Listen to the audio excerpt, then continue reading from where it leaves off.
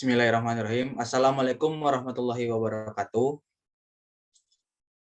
Waalaikumsalam Bismillahirrahmanirrahim. warahmatullahi wabarakatuh. Bismillahirrahmanirrahim. Alhamdulillahirabbil alamin. Assalatu wassalamu ala asrofil anbiya'i wal mursalin wa ala alihi wa sahbihi ajma'in amma ba'du. Pada malam yang penuh kemuliaan ini, marilah kita panjatkan puji syukur kita dengan ucapan alhamdulillahirabbil alamin karena kita dapat berkumpul pada Zoom meeting ini pada malam hari ini dalam keadaan sehat walafiat. Sebelumnya kami dari kelompok 3 akan memperkenalkan diri terlebih dahulu.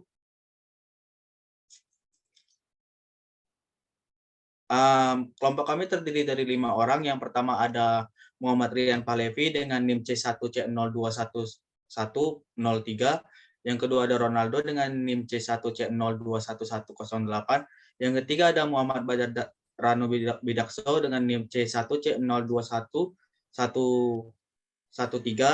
Yang keempat ada Rival Dwi Putra dengan NIM C1C021263 dan saya sendiri Taufik Akbar Dewi Firdaus dengan NIM C1C021256 yang akan memimpin Zoom meeting pada malam hari ini. Baiklah, tanpa berlama-lama lagi saya persilakan kepada pemateri pertama untuk menyampaikan materinya. Baik, terima kasih atas kesempatannya. Pada kesempatan kali ini saya akan menjelaskan materi mengenai investasi. Investasi adalah menempatkan uang atau dana dengan harapan untuk memperoleh tambahan atau keuntungan tertentu atas uang dana tersebut. Secara umum, tipe-tipe investasi ada 2. Yang pertama, investasi langsung, dan yang kedua, investasi tidak langsung. Selanjutnya, materi mengenai tujuan investasi. Tujuan investasi ada 3. Yang pertama, untuk mendapatkan kehidupan yang lebih layak di masa yang akan datang. Yang kedua, mengurangi tekanan inflasi. Dan yang ketiga, dorongan untuk menghemat pajak.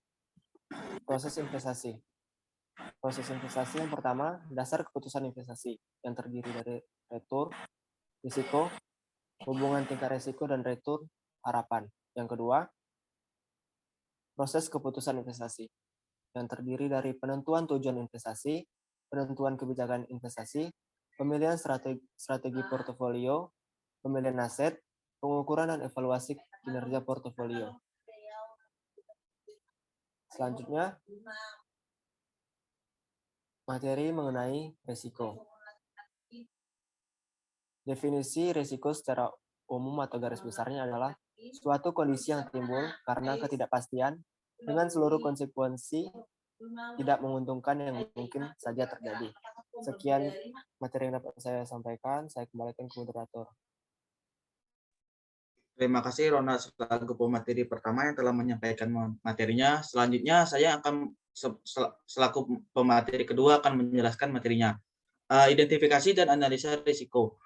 Identifikasi risiko merupakan suatu proses yang secara sistematis dan terus-menerus dilakukan untuk mengidentifikasi kemungkinan timbulnya risiko atau kerugian terhadap kekayaan, hutang, dan personel perusahaan.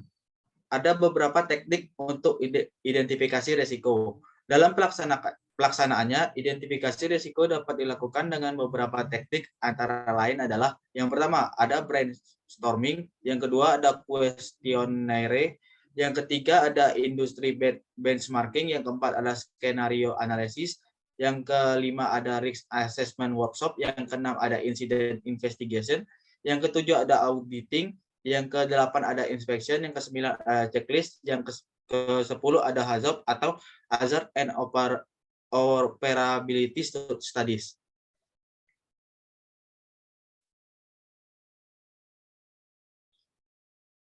Respon manajemen. Pada Hanafi tahun 2006, setelah resiko-resiko yang mungkin terjadi diidentifikasi dan dianalisa, perusahaan akan mulai memformulasikan strategi penanganan risiko yang tepat. Strategi ini didasarkan kepada sifat dan dampak potensial atau konsekuensi dari risiko itu sendiri. Adapun tujuan dari strategi ini adalah untuk memindahkan dampak potensial risiko sebanyak mungkin dan meningkatkan kontrol terhadap risiko. Ada 5 strategi alternatif untuk menangani risiko. Yang pertama adalah menghindari risiko itu sendiri. Yang kedua adalah mencegah risiko dan mengurangi kerugian.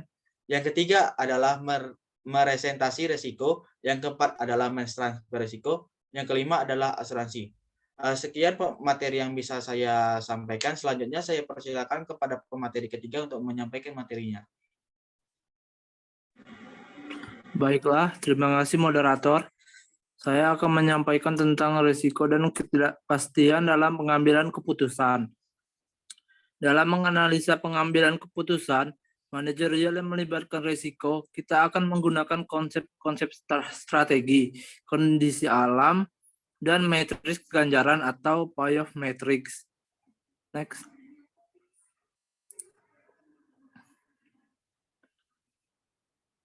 Metode pengukuran risiko.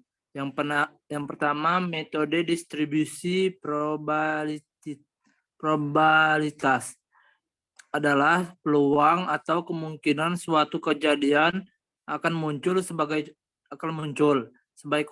Sebagai contoh, jika kita mengatakan bahwa probabilitas perekonomian tumbuh besar pada tahun depan adalah 0,25 atau 25%, itu berarti bahwa terdapat satu peluang dalam 4 kondisi itu akan muncul. Yang kedua, deviasi standar. Kita akan membahas bahwa semakin rapat distribusi probabilitas, semakin kecil risiko atau suatu keputusan atau strategi. Alasannya, penyimpangan secara signifikan terhadap hasil yang diperkirakan probabilitasnya semakin kecil. Yang ketiga, distribusi normal. Distribusi probabilitas dari banyak strategi atau eksperimen merupakan distribusi normal, sehingga probabilitas suatu hasil tertentu yang jatuh dalam kisaran tertentu ditunjukkan oleh luas area di bawah distribusi normal standar atau standar normal distribusi. Next.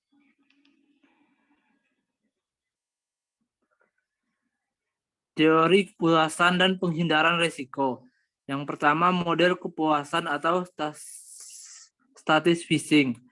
Dalam teori utilitas harapan, pembuat keputusan diasumsikan memiliki informasi yang lengkap mengenai peluang dan konsekuensi yang melekat pada setiap alternatif tindakan. Untuk mendapatkan kepuasan tersebut adalah dengan cara memilih suatu cara yang dianggap memuaskan sesuatu yang dibutuhkan, meskipun pilihan tersebut mungkin tidak ideal atau optimal. Demikian materi dari saya kembalikan kepada moderator. Terima kasih Rival selaku pemateri ketiga. Selanjutnya saya persilakan pemateri keempat untuk menyampaikan materinya.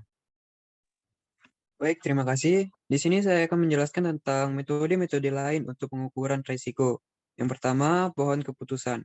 Pohon keputusan memperlihatkan urutan dari keputusan-keputusan manajerial yang mungkin dan hasil yang diperkirakan dari setiap keputusan di bawah tiap situasi atau kondisi alamnya.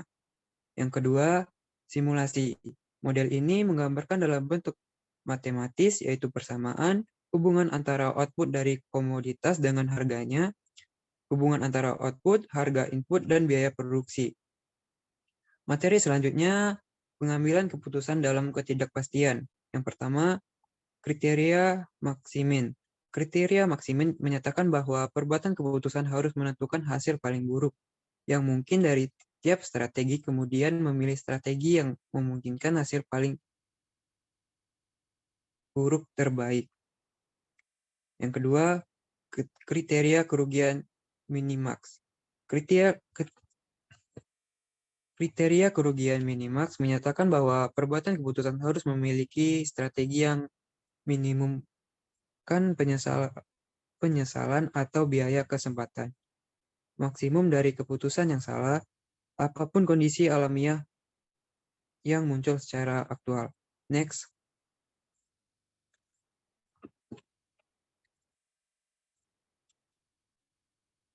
Materi selanjutnya, hedging.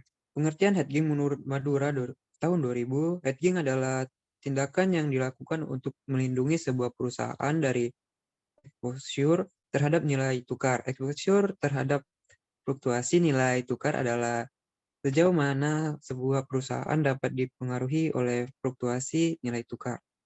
Sekian dari saya kembalikan ke moderator. terima kasih Rian selaku pemateri keempat. Selanjutnya saya persilahkan kepada pemateri kelima untuk menyampaikan materinya. Baik, terima kasih moderator. Di sini saya akan menjelaskan tentang teknik-teknik hedging jangka pendek. Teknik hedging jangka pendek itu ada 4, yaitu yang pertama, hedging memakai kontrak future. Kontrak future adalah kontrak yang menetapkan pertukaran suatu valuta dalam volume tertentu pada tanggal penyelesaian tertentu. Kemudian yang kedua adalah hedging memakai kontrak forward. Suatu kontrak antara nasabah dan bank untuk melakukan sejumlah penjualan atau pembelian valuta terhadap valuta lainnya di masa yang akan datang dengan rate yang telah ditentukan pada saat kontrak dibuat. Kemudian yang ketiga ada hedging pemakaian instrumen pasar uang. Hedging memakai instrumen pasar uang melibatkan pengambilan suatu posisi dalam pasar uang untuk melindungi posisi hutang dan piutang di masa depan. Kemudian untuk yang terakhir yaitu hedging memakai opsi valuta, option valuta. Opsi menyediakan hak untuk membeli atau menjual suatu valuta tertentu dengan harga tertentu selama periode waktu tertentu. Tujuan dari option ini untuk hedging.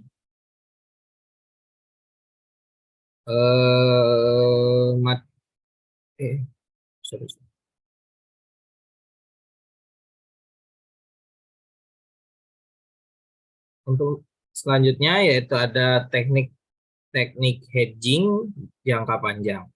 Yang pertama adalah kontrak forward jangka panjang atau long forward. Long forward adalah kontrak forward jangka panjang. Sama seperti kontrak forward jangka pendek, dapat dirancang untuk mengakomodasi kebutuhan-kebutuhan khusus dari perusahaan. Long forward sangat menarik bagi perusahaan yang telah menandatangani kontrak ekspor atau impor bernilai tetap, jangka panjang, dan melindungi arus kas mereka jangka panjang. Kemudian yang kedua ada currency swap. Currency swap adalah kesempatan untuk mempertukar satu valuta dengan valuta lain pada kurs dan tanggal tertentu dengan menggunakan bank sebagai perantara antara dua belah pihak yang ingin melakukan currency swap. Yang ketiga adalah parallel loan. Parallel loan adalah kredit yang melibatkan pertukaran valuta antara dua pihak dengan kesepakatan untuk menukar kembali valuta-valuta tersebut pada kurs dan tanggal tertentu di masa depan. Parallel loan bisa diidentikan dengan dua swap yang digabungkan menjadi satu. Satu swap terjadi pada permulaan kontrak parallel loan dan satu lagi pada tanggal tertentu di masa depan. Baik, untuk materi terakhir yaitu informasi dan resiko. Informasi asimetris. Salah satu pihak dari transaksi yaitu pembeli atau penjual produk atau jasa seringkali memiliki sedikit informasi dibandingkan pihak yang kedua dalam hubungannya dengan kuantitas dari produk atau jasa. Kemudian yang kedua adalah masalah bahaya moral atau moral hazard. Moral hazard mengacu pada meningkatnya probabilitas sakit, kebakaran, atau kecelakaan-kecelakaan lain setelah individu diasuransikan. Sekian materi dari saya kembalikan ke moderator. Terima kasih Badar selaku pemateri kelima. Demikian tadi presentasi dari kelompok kami. Saya sebagai moderator memohon maaf apabila ada salah kata atau kekurangan, dan terima kasih bagi teman-teman atas perhatiannya. Kami dari kelompok 3 undur diri. Wabillahi taufiq wal hidayah. Wassalamualaikum warahmatullahi wabarakatuh.